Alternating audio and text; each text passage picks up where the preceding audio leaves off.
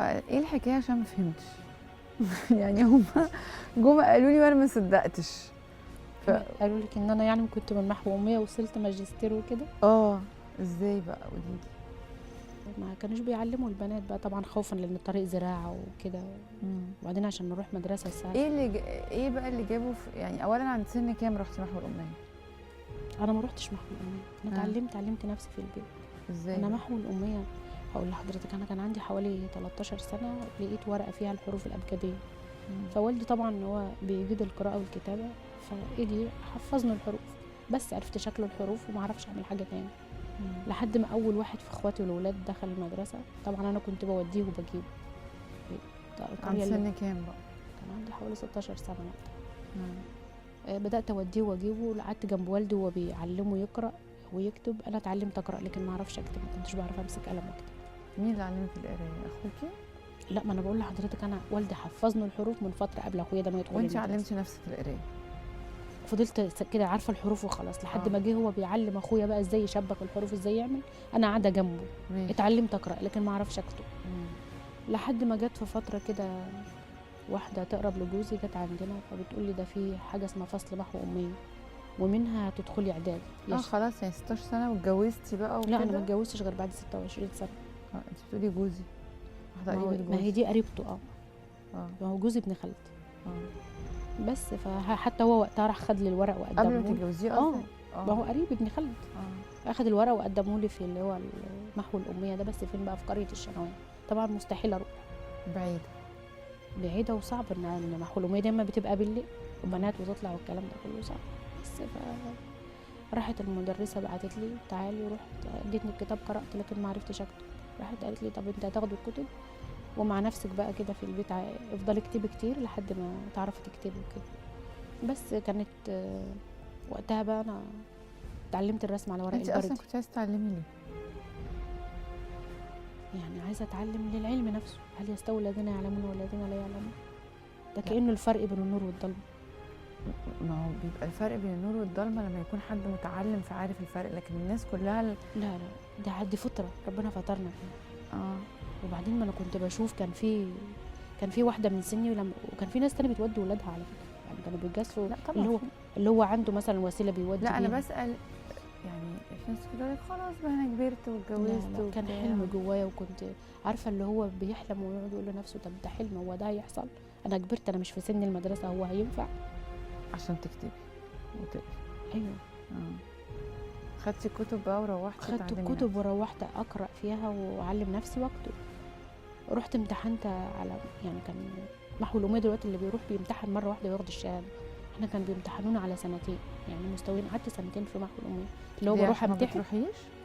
لا هو كان نظام كده. رحت امتحنت مستوى اول وبعدين امتحنت مستوى تاني وجيت وخلاص مش عارفه اعمل ايه. انا اتعلمت الرسم على ورق البرد اللي هو بشتغل وبجيب دخل وخلاص بالعافيه من والدتي ازاي تطلع ازاي تدخل مش عارفه ايه. انا اكبر حد في اخواتي، احنا ما شاء الله 5 اولاد و5 بنات، انا اكبر اخواتي كلهم. ايوه انت خلاص اتعلمتي تكتبي بقى بس وخلاص. ورحت امتحنت في محو الاميه ونجحت، بس مش عارفه هكمل ازاي، يعني مش هتوافق ان انا اروح لحد ما جه عسكري. كملي ايه بقى؟ عايزه تروحي جامعه يعني؟ لا محو الاميه دي بتساوي ابتدائيه، هدخل منها اعدادي وبعدين ثانوي. انا ما اعرفش تساوي. لا بتساوي الابتدائيه بس لحد ما جه عسكري في الجيش فتح عندنا. تخشي اعدادي مدرسه عاديه؟ لا منازل طبعا انا كان سني كبير. جه عسكري فتح عندنا فصل محو اميه، راحوا اخواتي دخلوا معانا، فلما لقى اسم مشابه راح قال لهم انتوا لكم اخت اسمها سناء؟ قالوا له ايوه. راح بعت لي قال لي ان دي ناجحه على فكره وينفع تكمل. قلت له انا عارفه ان ينفع اكمل بس مش هيوافقوا عندي في البيت. راح جه الله يبارك له واقنعهم وكده وبداوا قدموا لي منازل. بس فبرضه جبت الكتب واللي هو مش عارفه اروح درس. يعني اقنع والدك انك تكملي في المدرسه؟ ان انا اكمل. بس فقدمت بقى منازل وبرضه جبت الكتب ومش عارفه اعمل ايه. فضلت اذاكر مع نفسي لحد ما اقنعت والدتي ان انا اروح درس بقى وامشي مشوار حوالي كيلو على رجلي رايح جاي عشان اعرف اخد. تروحي طبعا مع ناس اعمار مش عمرك. بالظبط كده. ودي كانت معاناه في الاول. بس قعدت فتره. بس كانت معاناه تخططيها ازاي بقى؟ يعني الكسوف، الاحراج.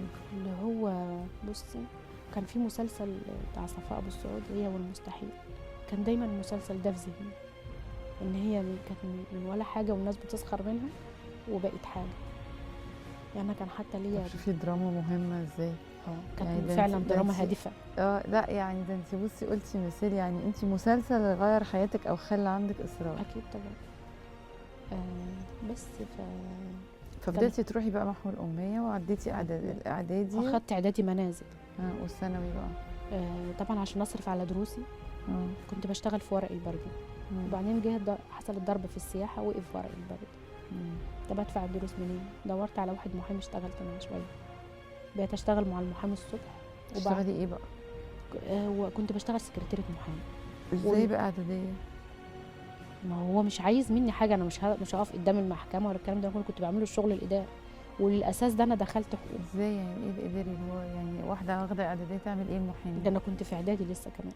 اللي هعمل ايه؟ اللي هو هجيب تاريخ جلسه، هطلع على جلسه. لا بس ده انت يعني ناصحه يعني. اللي هو هقدم عريضه اخد عليها جلسه كده، يعني اعمل اعلان. اللي هو الشغل الاداري. ما هي المحاماه اصلا شغل اداري، يعني مش بس تقف قدام القاضي. يعني لازم تكوني شاطره يعني عشان تعملي كده بالاعداديه.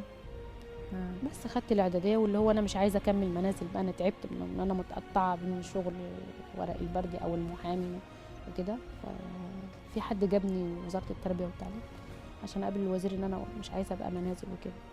كان عمري وقتها تقريبا 19 سنه. طيب انا مش عايزه اكمل كده، ما دخلونيش. راحت طلعت حد من الموظفين، تعالي بصي ادخلي مدرسه التجاره اللي هي بعد الظهر دي، بيدفعوا لها فلوس وكده. فانا طب انا جايبه تقدير احسن من الناس اللي هي كانت بتروح. فكان في حد رايح معايا راح قال لي حرام يا بنتي، انت جايبه تقدير ثانويه عامه وتتسوي واللي يدخل دبلوم والكلام ده كله، تدخلي ثانوي منازل. بس رحت فعلا قدمت ملف منازل، وكانت رحله تانية بقى، ان هو الصبح مع المحامي، بعد الظهر الف على الدروس، بالليل بقى فتحوا لي فصل محو اميه. العميد وحيد الفشني الله يرحمه راح قال لي انت احسن حد تدرس، فتح لي فعلا فصل محو اميه. فبقيت الصبح مع المحامي وبعد الظهر الف على الدروس. خدتي الثانويه ايه؟ المنازل برضه؟ وكنت جايبه 80% ناقصه نص درجه. تشتغلي مع المحامي وبتكتبي ورق البردي وتدرسي في المحو الاميه بالظبط كده. بس انا بعد وانا بمتحن ثانيه ثانوي كان في مسابقه كان عاملها الدكتور عاطف عبيد، كان رئيس وزراء وقتها، اخويا قدم لي فيها. فاسمي جه، رحت التموين، رحت مديريه تموين بني سويف. اشتغلت على درجه خدمات معاونه، اللي هو بمعنى اصح اللي هو زي العامل يعني. قعدت معاهم 3 ثانوي و4 سنين جامعه. اتجوزت وانا بعد الثانويه العامه على طول. بس انا لما اتعينت معاهم بقى في التموين، عايزه اقول لك قعدنا سنه ما نقبضش. فاللي هو انت عايزه تدفعي دروس، مخطوبه عايزه اجهز. بقيت الصبح معاهم وبعد الظهر اروح الدروس، وبالليل اشتغل في ورق البردي وبرضه فصل محو الاميه، لحد ما ربنا اكرمني وخلصت ثانوي ودخلت الجامعه. دخلت كليه الحقوق؟ دخلت كليه الحقوق برغبتي، كانت بتاخد من جامعه ايه بقى؟ بني سويف. كنت جايبه 80% ناقص حاجه صغيره. ورحتي عملتي ماجستير؟ بعدها عملت ماجستير. خدتي ماجستير؟ ايوه، ماجستير في القانون العام. وايه موضوع الرساله ايه؟ لا هو مش رساله، احنا درسنا عشان ناخد ماجستير في القانون، يا اما اخد دبلوم قانون عام او دبلوم قانون خاص. دي بتدي الماجستير، وبعدها اخد اي دبلومه تانية. فانا اخدت قانون عام وبعدها اخدت علوم اداريه. بتعملي ايه دلوقتي بقى؟ بتشتغلي ايه؟ ما انا كنت متعينه في التموين وقتها، سويت بعد الليسانس على طول. انا شغاله باحث شؤون اداريه في اداره تموين مصر. طب وما اشتغلتيش ليه يعني كليه حقوق وماجستير قانون وكده، ليه ما اشتغلتيش بقى بالمحاماه؟ لا ما بقاش فيا جهد بقى للمحاماه والجري في المحاكم والكلام ده كله. انا تعبت كتير يعني، اللي هو ما كنتش بنام طول النهار اشتغل، وممكن بالليل افضل اشتغل لحد الفجر. لا قصدي يعني ليه ما بقيتيش انت محاميه يعني، مش تشتغلي على المحاماه؟ انا حابه ان انا اروح شغلي وارجع لاولادي، مع اني بعمل حاجات تانية. ما انا عملت ليه ماجستير وكده؟ ما انا اهو الحته دي اللي حضرتك بتسالي عليها، ليه اتعلمتي؟ انا اتعلمت عشان التعليم نفسه، عشان العلم نفسه. ايوه بس لما اكون باخد درجه بقى مؤهل اعلى من المؤهل العادي، ده بيبقى عشان الحياه